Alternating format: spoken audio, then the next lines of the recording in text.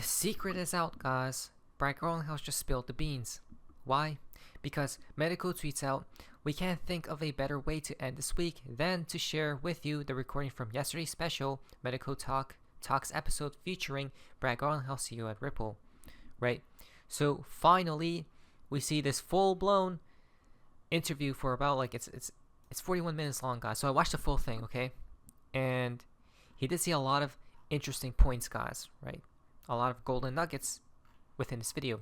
But I noted down some key timestamps that we're going to go over in today's video because things are interesting. So, disrupt or enable materializing the Internet of Value. Okay, today's topics discussed were the paradigm shift towards the Internet of Value. A lot of talk about the Internet of Value, guys. What is this? Well, let Garlinghouse explain it to you. Listen to this.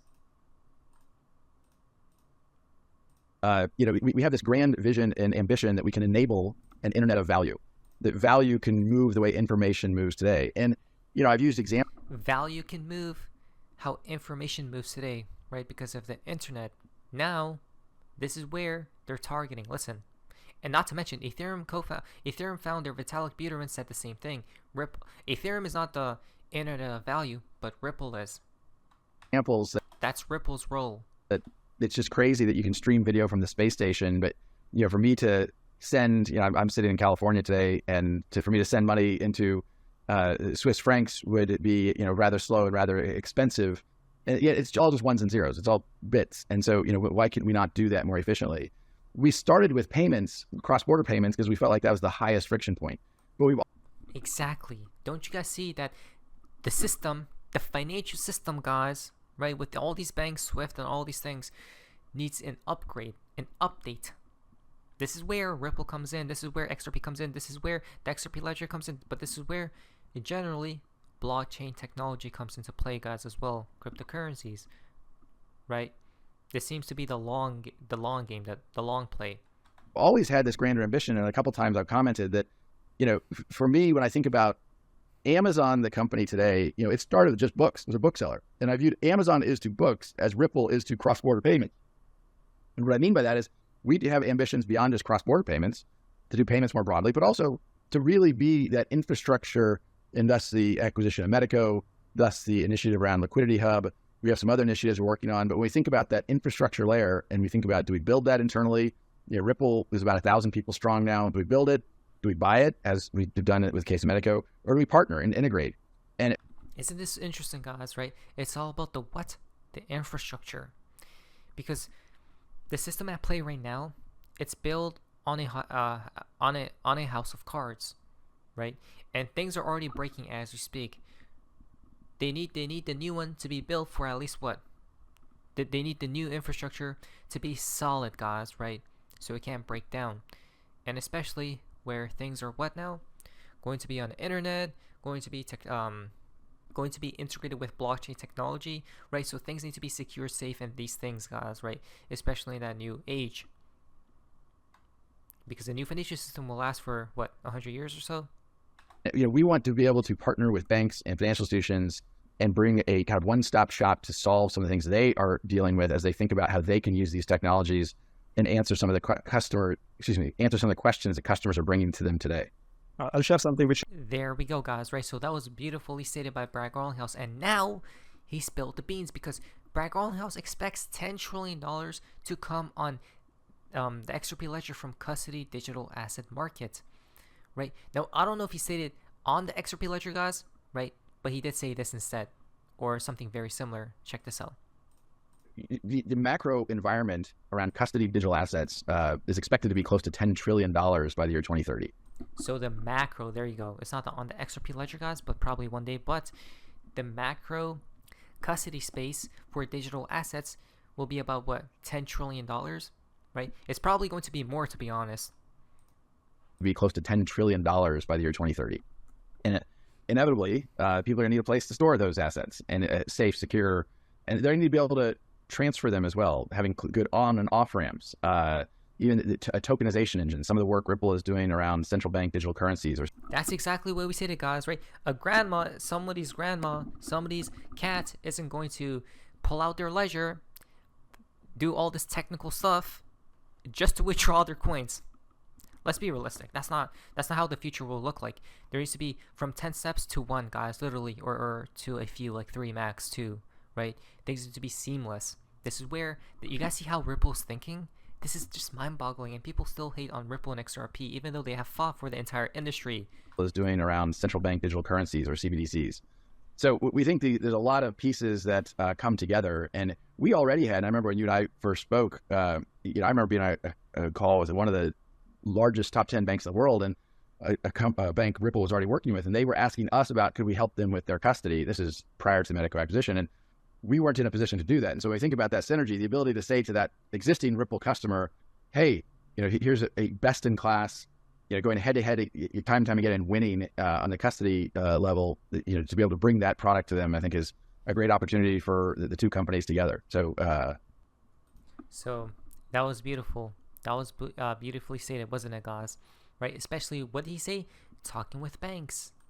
When you're talking with banks, they probably love you because they wouldn't be talking with you if they didn't, right? Now let's skip to the 25-minute mark right here. There's a saying in Silicon Valley of people often overestimate the change that'll happen in 5 years, but grossly underestimate the change that'll happen in 10 years. So I think people have overestimated what's going to happen with tokenization in the short term, but I think they've underestimated grossly how tokenization may evolve in the next 10 to 20 years. He's basically saying in the future, guys, right? Next 10 to 20 years, so by 2030, 2040, basically by 2050 max, imagine how the world would have changed dramatically, right? Because think of the cell phone. What happened from then to now? Or the first computer, guys? Do we see the game plan, right? Now people can't even go outside without their damn phone. What does that tell you? Will people go outside without knowing what cryptocurrencies are, right? Because at that point, it's going to be so integrated into the financial system, guys, right? Everywhere you go, it's tokenized, right? This literally feels like the metaverse, doesn't it, guys? Maybe the end goal is to bring upon the metaverse. I don't know. So I think there's a lot of examples. I mean, you listed off some there that really would. I start with the efficiency. Is it solving a problem? And some of the things you mentioned, I think that those are real opportunities to solve a problem. And therefore, I think someone will find ways to tokenize and bring that to market. But the challenge isn't can you tokenize it. The challenge is how do you make it useful? How do you take it to market? I have. So there we go, guys. Right, and now this is why Medico is important, because they could just talk to a bank and say a call with one of the largest top 10 banks in the world, and a bank Ripple was already working with, and they were asking us about could we help them with their custody. This is prior to the Medico acquisition, and we weren't in a position to do that. And so when we think about that synergy, the ability to say to that existing Ripple customer, hey, here's a best in class, going head to head time and time again and winning on the custody level, to be able to bring that product to them, I think is a great opportunity for the two companies together. So, I'm really happy about it.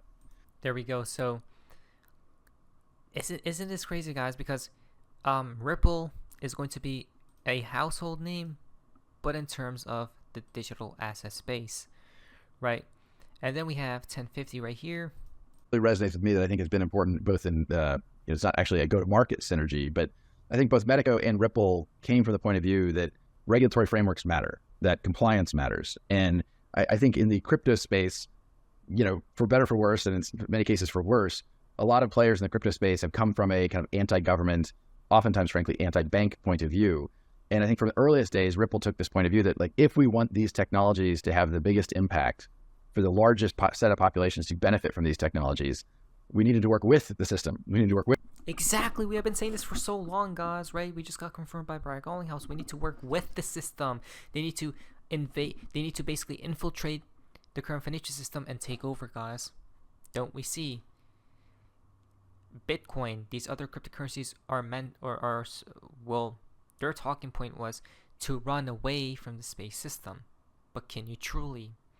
If you're not with them, you're going to get slaughtered. So may as well join them.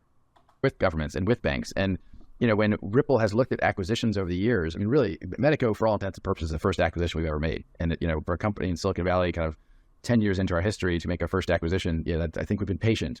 And I think part of that is because we wanted to find the right fit. And that meant culturally, from a product strategy point of view. And then, but part of that culture is, as I was just saying, the regulatory posture of kind of respecting that regulations matter globally. And leaning into the right kind of licensing, I think, is an area where Medico and Ripple really saw eye to eye early on. And I think that has served both companies well. And I think, by bringing the two companies together and having Ripple's invested a lot in licensing around the world. At some point, cryptocurrencies and tokenized assets are going to be so big that they will not be in the hands of the retail consumers in their mobile phones, but they will have to be re-centralized in more professional companies that are subject to regulations. Again, whether they like it or not, because there is a top-down push by governments and regulators. And therefore, the opportunity became obvious that there was a need to build such institutional infrastructure. It brings me to... There we go, guys, right? Whether we like it or not, this is where the world's heading towards, basically. To varying degrees, paying attention to the headlines of a interesting trial going on in New York right now with Sam Bankman-Fried. And I think when you do have new technologies and people are trying to figure out how do they take advantage of those to benefit their customers or improve efficiency in their technology, like you have to build trust. And it's all about trust, like we've been talking about. Even Mr. Poole talked about. It's all about trust, guys. Right? The reason why the dollar even works at the first place is because of trust. If nobody used the dollar for a second, or if the Fed stopped printing a $1 bill, guys, the system would break down, right? Do we see how everyone is so brain space washed, guys, right? But now we're heading towards a more trusted entity such as blockchain technology, right? Because everything's numbers, mathematics, but at the same time, who's going to control and oversee this new type of technology? You got it, banks, governments, right? So you may as well, at the end, guys, join them and see what this new future holds. Not financial advice. Things look bright, don't they? From the horse's mouth, from Garlinghouse. Not financial advice, and not financial advice. Let us be prepared. But anyways, that's all for you guys' amazingness. See ya.